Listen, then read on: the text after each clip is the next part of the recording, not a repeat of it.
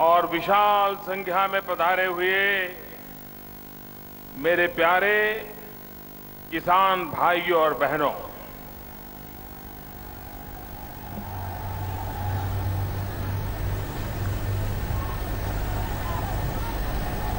देश का किसान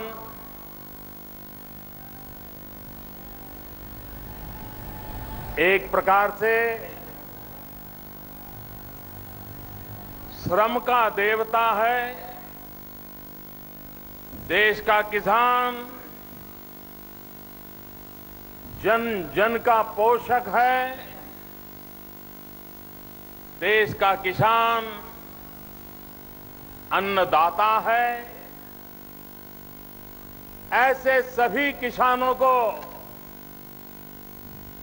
मैं आदरपूर्वक नमन करता हूं कि आप इतनी विशाल संख्या में आए, मुझे आशीर्वाद देने के लिए आए।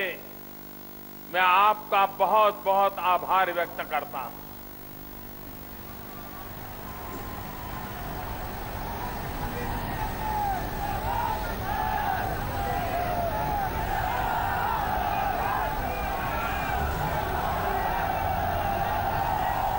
हम बचपन में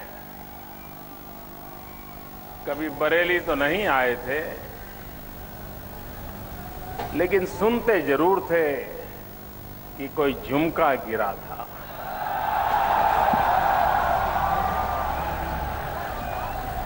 कभी ये भी सुनते थे कि यहां का सुरमा एक नई दृष्टि देता है। लेकिन मेरा और एक नाता रहा था। हम बचपन में पतंग उड़ाने के बड़े शौकीन थे और माझा उसके लिए बरेली बड़ा प्रसिद्ध था। तो ये अगर आपका पतंग बराबर हवा पे उड़ता है तो माझा बरेली का हुआ करता था।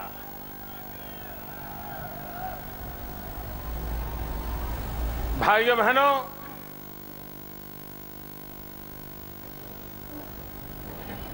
आज उत्तर प्रदेश के किसानों को प्रणाम करने का मुझे अवसर मिला है। पिछले कुछ दिनों में मुझे हिंदुस्तान में भिन्न भिन्न भागों में लाखों की तादाद में मेरे किसान भाइयों बहनों से बातचीत करने का अवसर मिला। कल मैं कर्नाटक में था, दक्षिण के किसानों से बात की थी।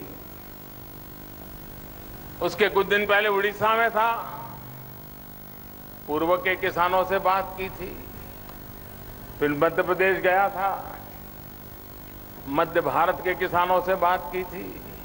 और आज उत्तर भारत के किसानों से बात करने का मौका मुझे इस बरेली की धरती से मिला है।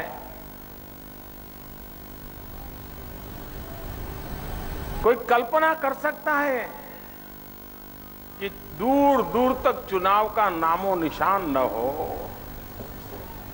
उसके बावजूद भी इतना बड़ा जनसागर यहां मौजूद हो। जहां जहां मेरी नजर पहुंच रही है, किसान ही किसान नजर आ रहे हैं, किसान ही किसान नजर आ रहे हैं। और किसान ही तो मेरे देश की शान है।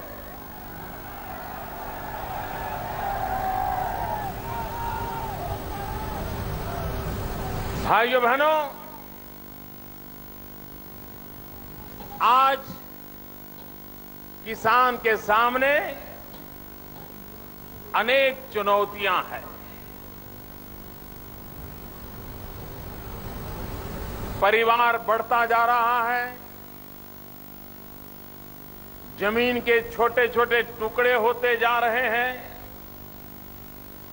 परिवार के हर सदस्य के हिस्से में अब बहुत कम जमीन आ रही है। आने वाली पीढ़ियों को तो किसान अपने विरासत में जमीन बांट पाएगा कि नहीं बांट पाएगा, ये भी उसको संकट महसूस होता है। और जब जमीन कम हो जाती है तो पैदावार भी कम होती है, और जब पैदावार कम होती है तो खुद का पेट भरना भी कठिन हो जाता है। तो मेरा किसान देश का पेट कैसे भरेगा? ये हमारे सामने चुनौतियां हैं, लेकिन क्या इन चुनौतियों का कोई समाधान नहीं है? मेरे किसान भाइयों बहनों, इन चुनौतियों को अवसर में पलटा जा सकता है। और मेरा एक सपना है, अगर आप मेरा साथ दें और राज्य सरकारें इन बातों को अच्छे ढंग से लागू करें, क्योंकि हमारे देश में ये कृषि विभाग पूर्णतया राज्यों के हवाले होता है।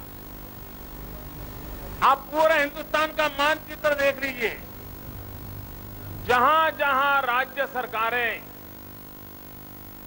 कृषि के काम में रुचि लेती हैं, नई नई चीजें करती हैं, बदलाव लाने के लिए योजनाएं बनाती हैं, वहां कृषि क्षेत्र में अप्रतिम प्रगति हो जाती है। लेकिन जहां सरकारें होती हैं, चलती हैं, इस स्वभाव की है, होता है तो ठीक है, नहीं होता है तो ठीक है, चुनाव आएगा उस साल देख लेंगे, इसी सोच में जो सरकारें बैठती हैं, वहां कृषि किसान के नसीब पर छोड़ दी जाती है। किसान को ईश्वर के बाद कोई मदद करने वाला नहीं होता है। और इसलिए मैं आज उत्तर प्रदेश की धरती से न सिर्फ उत्तर प्रदेश की सरकार को, लेकिन देश की सभी सरकारों को, सभी राज्य सरकारों को आग्रहपूर्वक अनुरोध करता हूं कि वे अपने राज्य के कामों में कृषि काम को, किसानों के विषयों को, खेती के विषयों को सबसे वरीय प्राथमिकता दें, अग्रिम प्राथमिकता दें। आप देखिए, देखते ही देखते स्थिति बदल जाएगी। और अगर इतना हम कर लें, जो रोड मैप तय किया है, जो योजनाएं बनाई हैं, सिर्फ उसको लागू करने का काम कर लें, भाइयों बहनों, मैं विश्वास दिलाता हूं, मेरा सपना पूरा हो सकता है। मेरा सपना आपका सपना बन सकता है। मेरा और आपका सपना मिलकर के हम उस सिद्धि को प्राप्त कर सकते हैं। आपके मन में सवाल उठता होगा, मोदी का कौन सा सपना है? इस सपने के लिए मोदी हमें जोड़ना चाहता है। मेरे किसान भाइयों बहनों, 2022 में भारत की आजादी के 75 साल हो गए। 2022 में भारत की आजादी के 75 साल। क्या हम एक संकल्प कर सकते हैं? राज्य सरकारें संकल्प कर सकती हैं, मेरे किसान भाई बहन संकल्प कर सकते हैं कि 2022 जब आजादी के 75 साल होंगे, तब तक हम किसान की इनकम को दोगुना कर देंगे, उसकी आय दोगुना कर देंगे। क्या ये काम हम कर सकते हैं? भाइयों बहनों, हो सकता है किसान की आय डबल हो सकती है, हो सकती है, किसान की आय डबल हो सकती है। 2022 में किसान की आय डबल करनी चाहिए कि नहीं करनी चाहिए? यहां तक पहुंचना चाहिए कि नहीं पहुंचना चाहिए? ये बहुत कठिन काम नहीं है। एक बार अगर हम तय करें तो ये हो सकता है। मैं आपको उदाहरण देना चाहता हूं। मध्य प्रदेश का नाम आपने सुना है। कभी भी मध्य प्रदेश कृषि क्षेत्र के प्रगति के पहले 5, 7, 10 नामों में उसका नाम नहीं था। अगर कृषि की बात आती थी तो पंजाब की बात आती थी, हरियाणा की आती थी, पश्चिम उत्तर प्रदेश की आती थी, कभी कृष्णा गोदावरी के इलाकों की आती थी। मध्य प्रदेश का नामो निशान नहीं था उस क्षेत्र में। लेकिन जब से वहां भारतीय जनता पार्टी की सरकार बनी और विशेष करके हमारे वहां के मुख्यमंत्री श्रीमान शिवराज सिंह चौहान ने एक संकल्प लेकर के नई नई योजनाएं बना करके कृषि को प्राथमिकता दी। जहां सिंचाई का काम होता था उस जमीन को उन्होंने 2 गुना 3 गुना जमीन तक सिंचाई पहुंचने का प्रयास किया, सफल प्रयास किया। बूंद बूंद पानी की योजना बनाई और उसका परिणाम ये आया कि जो मध्य प्रदेश कभी कृषि के लिस्ट में पहले 10 में नाम नहीं पाता था, वो आज हिंदुस्तान में नंबर 1 पर लगातार 3 साल से रह रहा है और कृषि कर्मण अवार्ड जीत रहा है। यानी जहां से कृषि के नाम की चर्चा नहीं थी, वो आज देश के कृषि जगत का नेतृत्व करने की ताकत उस राज्य के किसानों ने, उस राज्य ने पैदा कर दी। अगर मध्य प्रदेश वहां के मुख्यमंत्री का इनिशिएटिव इतने कम समय में इतना परिणाम ला सकता है, तो हिंदुस्तान की सभी राज्य सरकारें थोड़ा सा भी ध्यान दें तो परिणाम आ सकता है, परिवर्तन आ सकता है। मैं यहां किसी की आलोचना करने नहीं आया और न ही मुझे आलोचना करने की आवश्यकता है। मैं तो आया हूं आग्रह करने के लिए।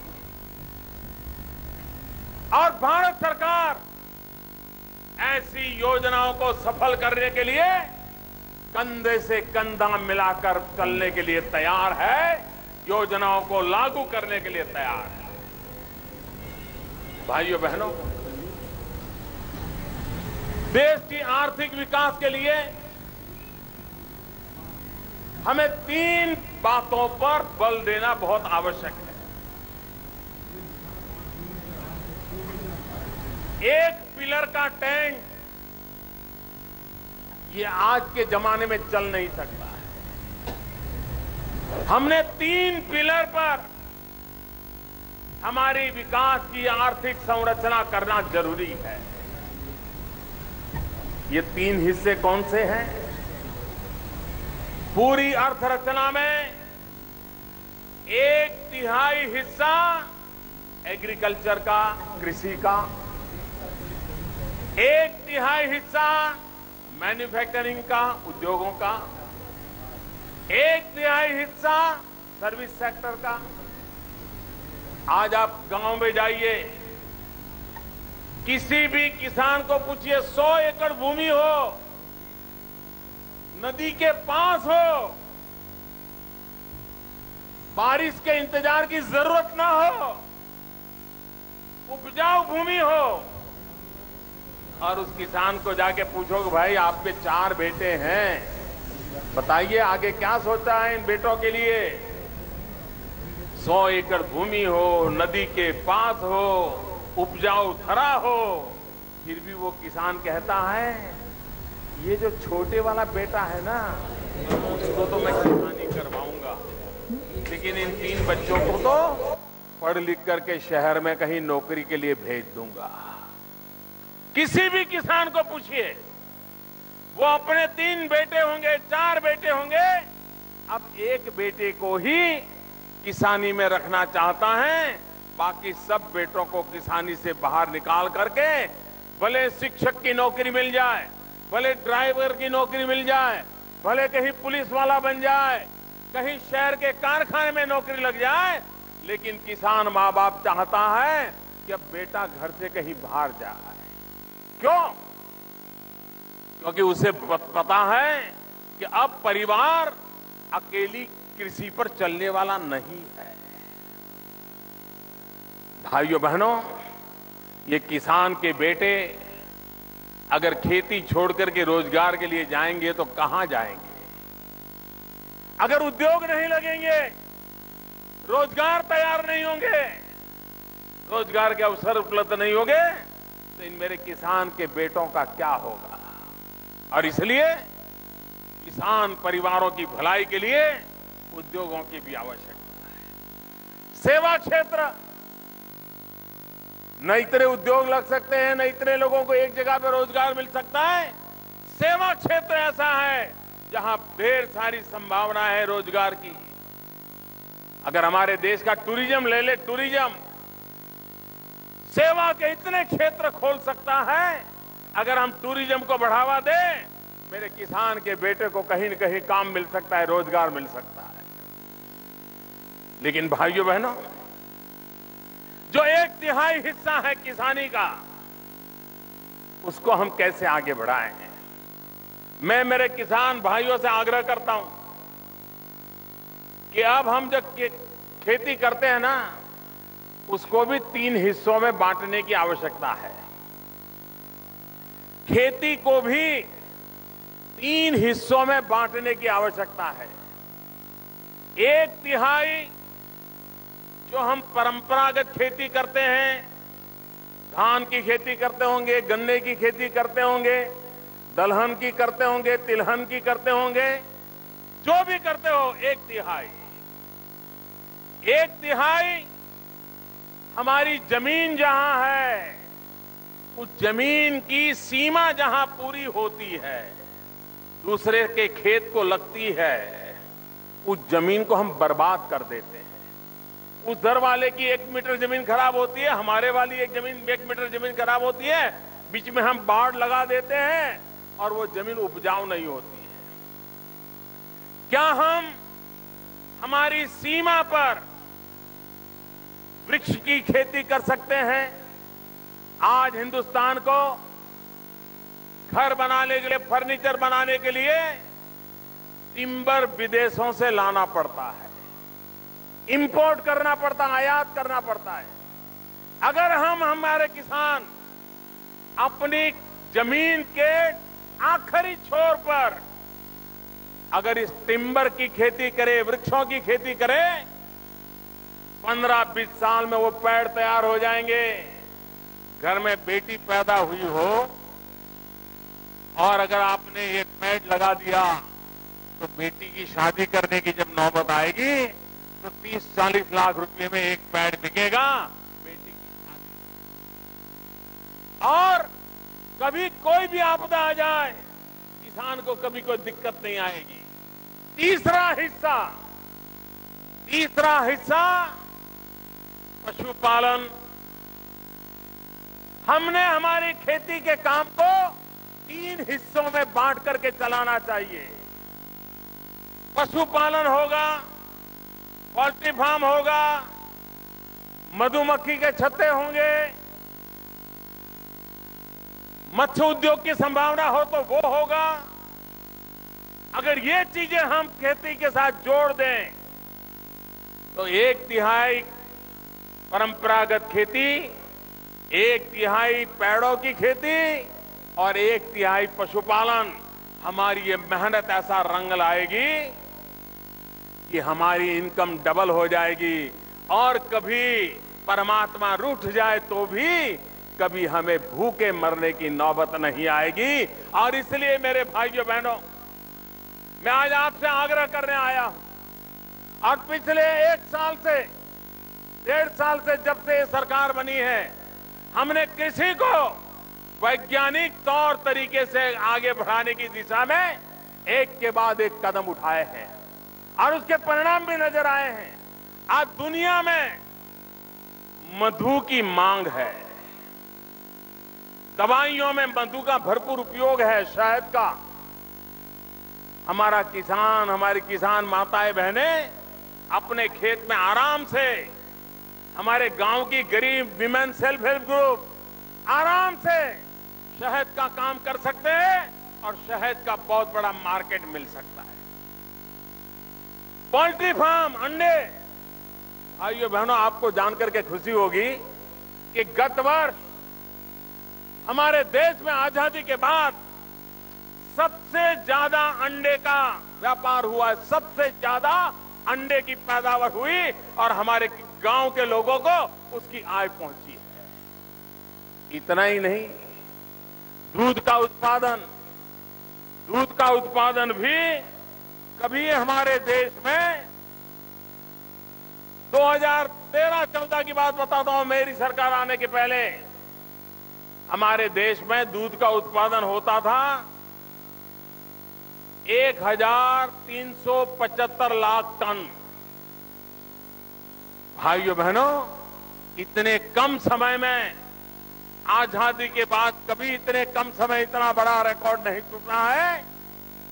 भारत सरकार की पशुपालन के प्रोत्साहन के कारण इतने कम समय में इस वर्ष दूध का उत्पादन हुआ 1463 लाख टन, यानी पहले से इतनी ज्यादा वृद्धि हो गई, इतनी वृद्धि पहले कभी नहीं होती थी।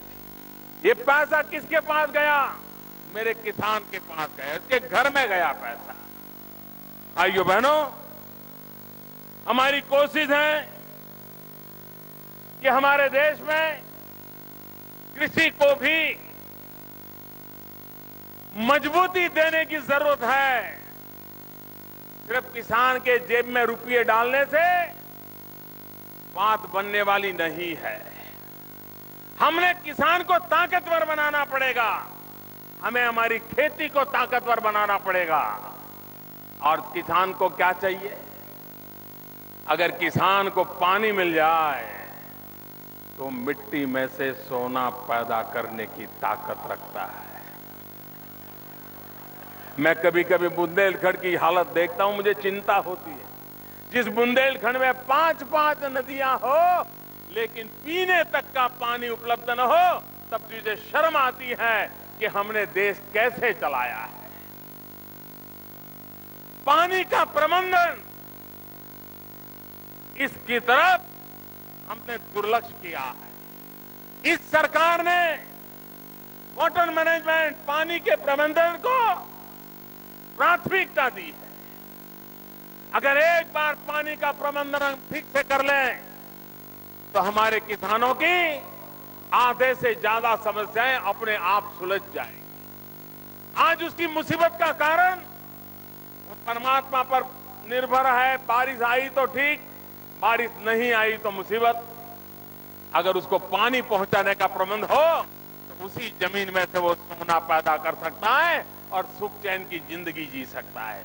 और इसलिए भाइयों बहनों, अटल जी का जो सपना था नदियों को जोड़ने का, उस पर हम बल देकर के आगे बढ़ रहे हैं।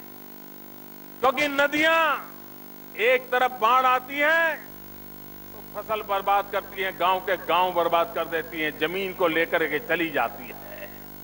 और दूसरी तरफ उस प्रदेश में नदियां हो, उस देश में नदियां हो, लेकिन दूसरा इलाका सूखा पड़ा।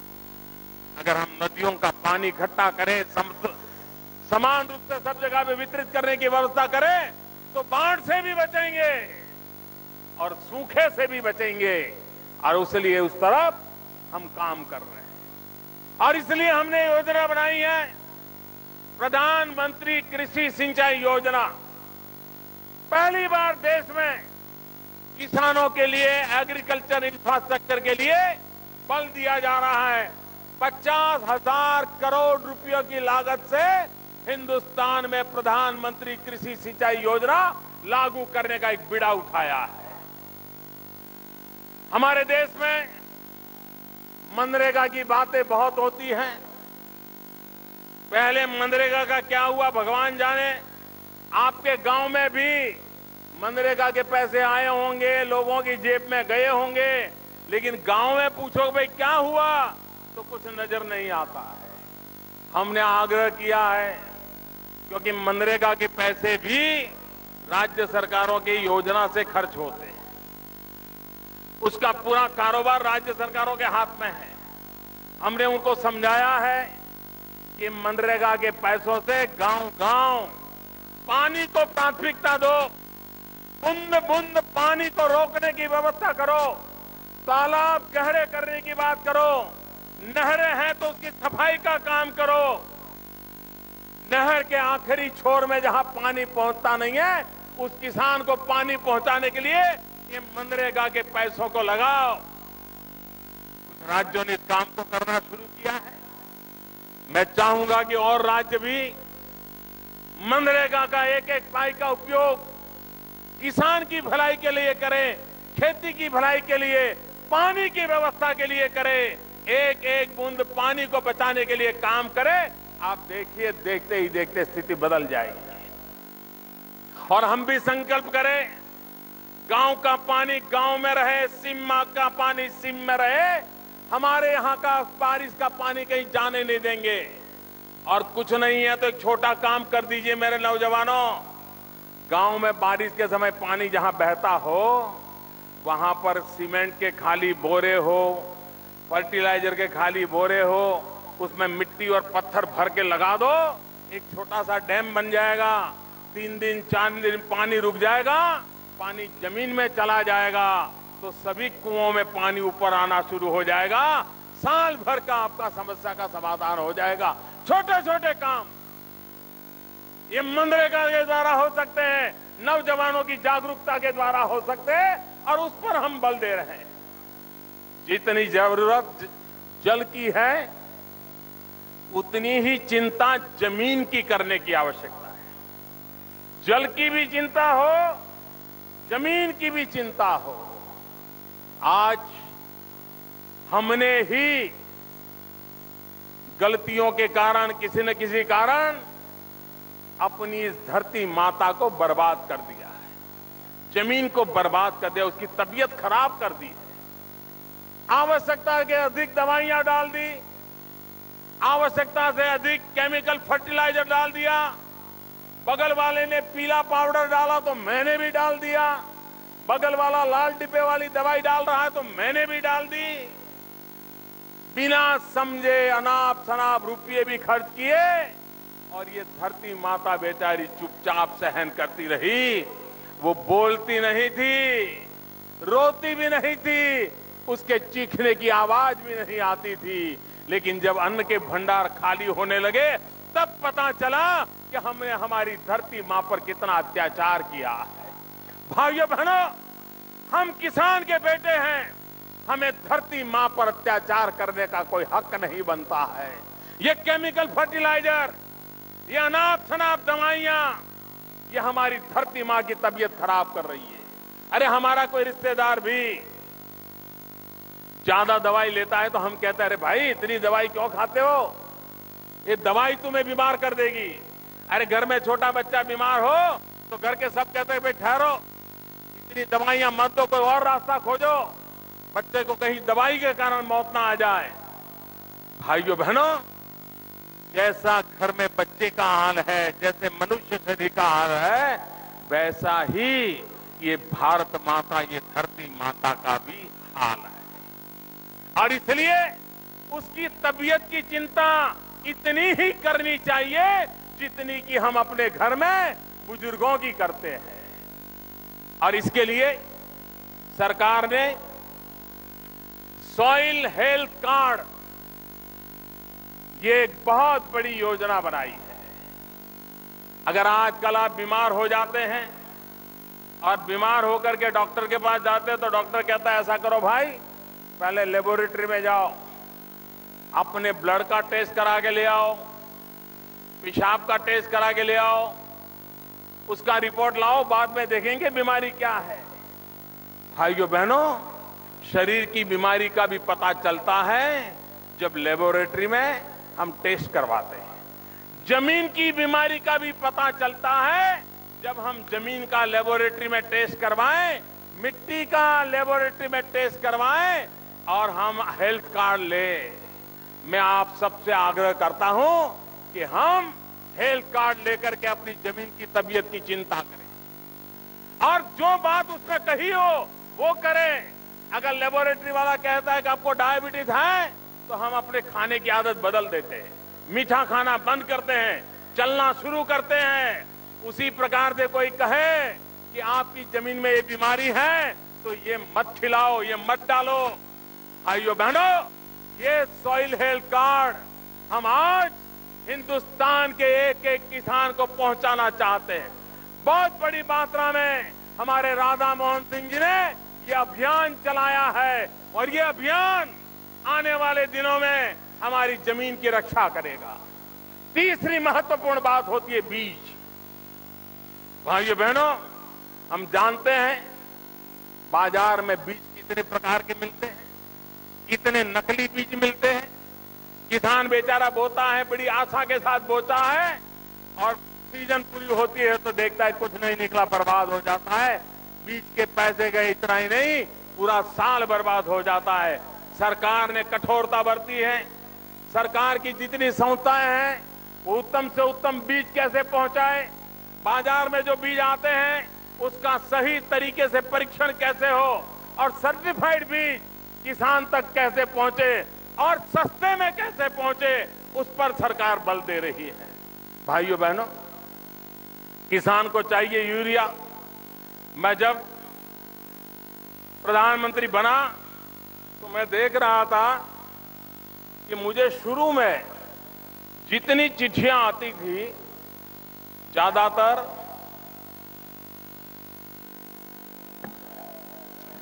मुख्यमंत्रियों की चिट्ठियां आती थी। और किस बात के लिए चिट्ठियां आती थी? हर मुख्यमंत्री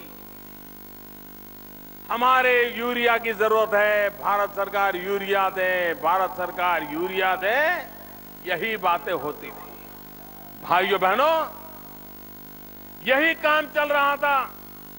मैं आज बड़े गर्व के साथ कहता हूं कि इस बार एक भी मुख्यमंत्री ने फर्टिलाइजर के लिए, यूरिया के लिए भारत सरकार को चिट्ठी लिखने की नौबत नहीं आई है।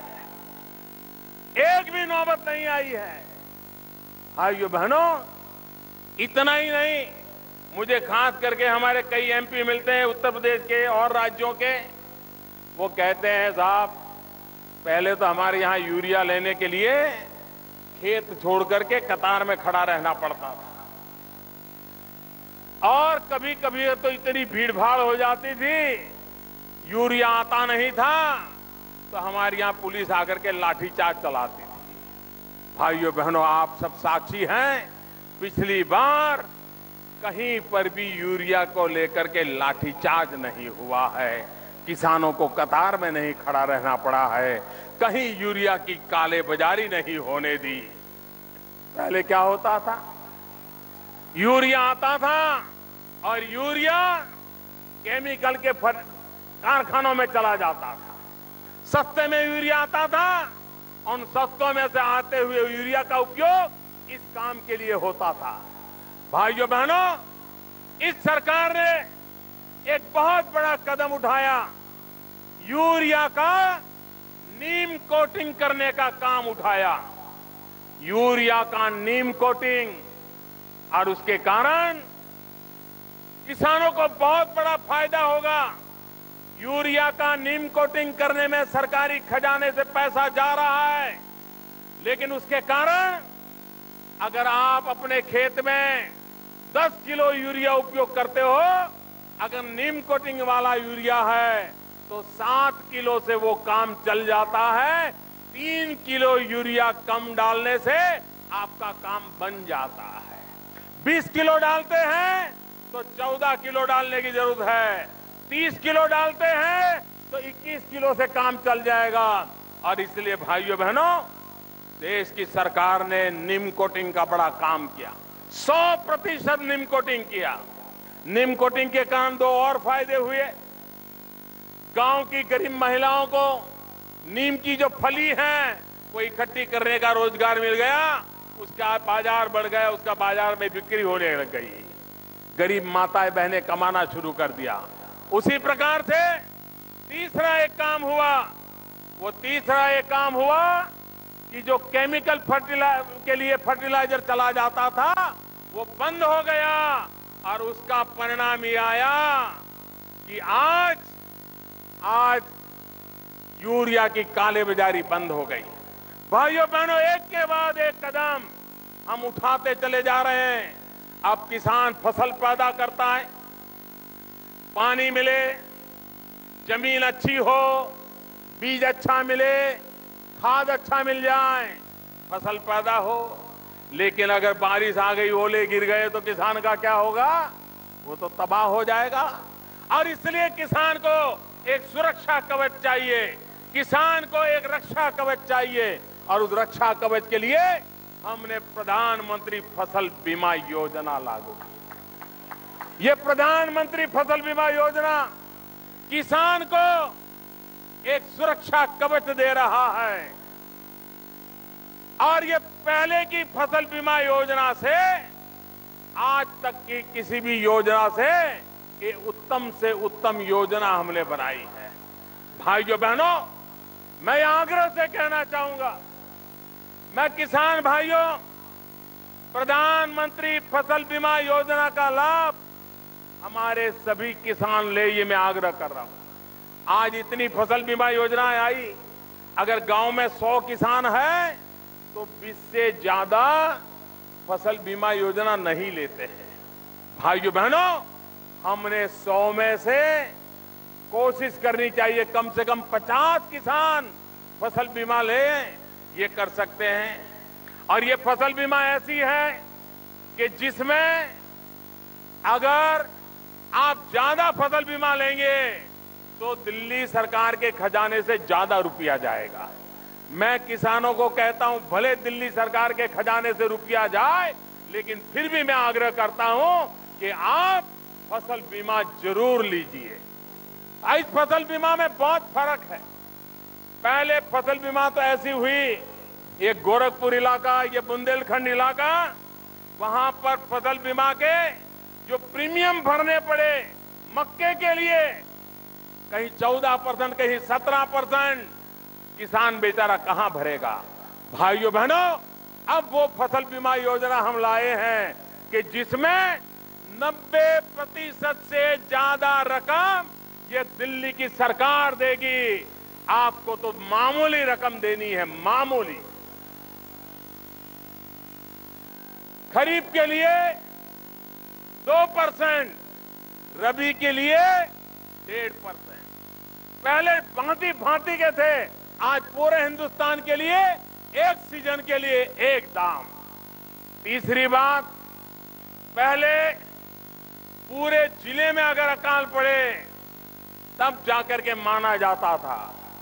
आधे जिले में पानी आए, आधे में ना आए तो गिना नहीं जाता था। किसान को फसल बीमा कुछ मिलती नहीं थी, अगर मिलती थी तो जिन्होंने बैंक की लोन ली है सिर्फ उनको ही मिलती थी।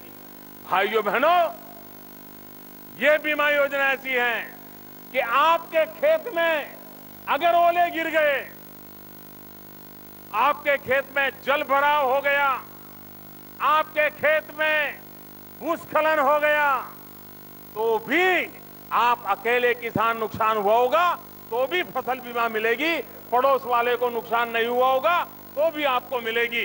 ये योजना लाई गई। पहली बार टेक्नोलॉजी का उपयोग किया गया है। पहले तो फसल बीमा का पैसा 2-2, 5-5 साल तक नहीं मिलता था। अब टेक्नोलॉजी का उपयोग किया गया है, तुरंत पता चलेगा कि जमीन में क्या हुआ है, फसल का क्या हुआ, बोनी हुई तब क्या हुआ था, बारिश आई तो क्या हुआ, सारी चीजें टेक्नोलॉजी से तय होगी। और इसके कारण समय से पहले किसान को समय से पहले भुगतान का प्रयास होगा। एक और महत्वपूर्ण बात की है, कभी किसान वर्षा का इंतजार करता है, बारिश के इंतजार में सोचता है जून महीने में बारिश आएगी, बेचारा सब रेडी रखता है, खेत भी तैयार रखता है, लेकिन जून में बारिश नहीं आई, उसने कुछ बोया नहीं। जुलाई में बारिश नहीं आई, नहीं बोया। अगस्त में बारिश नहीं आई, नहीं बोया। अब उसका बेचारा क्या होगा? जिसको बोने का अवसर ही नहीं मिला है उसको तो फसल बीमा मिलता ही नहीं है। पहली बार इस देश ने ऐसा तय किया है कि अगर आप बोने में सफल नहीं रहे बारिश के अभाव के कारण और आपके खेत की जो साइज है उसको देखते हुए, आपके बीमे की साइज देखते हुए कुछ मात्रा में राशि आपको दी जाएगी ताकि बारिश के कारण आप बो नहीं सके उसका भी लाभ आपको मिलेगा। ये काम किया गया है। इतना ही नहीं मेरे किसान भाइयों बहनों, पहले हमारी फसल पैदा होती थी, खेत में फसल खड़ी है, तब तक तो बीमा वाले बात करने को तैयार थे। लेकिन अगर फसल हमने काट ली, हमने धान का ढेर कर दिया खेत में और अचानक बारिश आ गई, सारा काम पूरा हो गया, सिर्फ बाजार जाने के लिए ट्रैक्टर का इंतजार कर रहे थे और अचानक बारिश आ गई, सारी पकी पकाई खेती बर्बाद हो गई, तो बीमा वाला देखता नहीं था। इस सरकार ने निर्णय किया कि फसल पकने के बाद अगर खेत में ढेर पड़ा है और 14 दिन के भीतर भीतर अगर कोई प्राकृतिक आपदा आ गई और किसान का नुकसान हो गया तो उसको भी बीमा दिया जाएगा। ये पहली बार हिंदुस्तान में हुआ है मेरे भाइयों बहनों।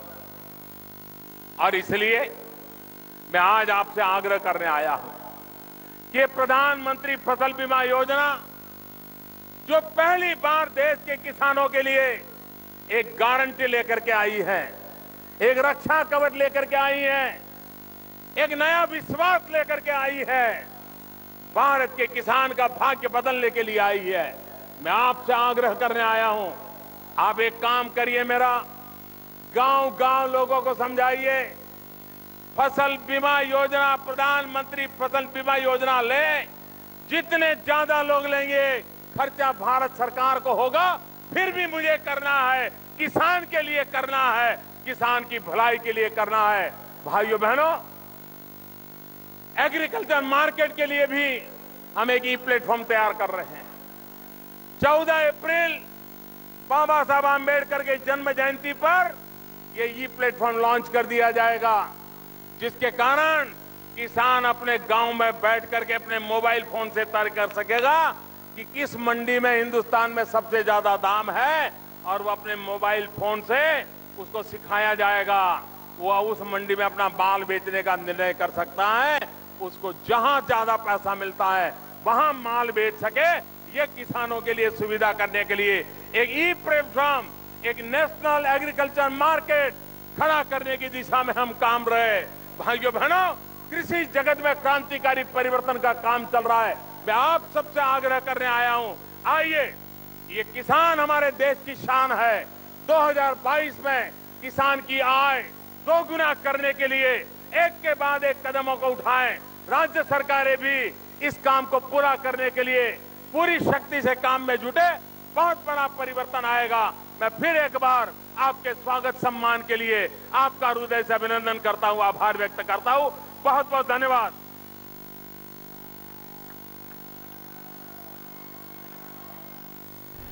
तो आप देख रहे थे बरेली से सीधा प्रसारण, जहां प्रधानमंत्री नरेंद्र मोदी किसान कल्याण रैली को संबोधित कर रहे थे। अपने दर्शकों को हम संक्षेप में बता दें कि प्रधानमंत्री ने अपने संबोधन में कौन सी अहम बातों को सामने रखा।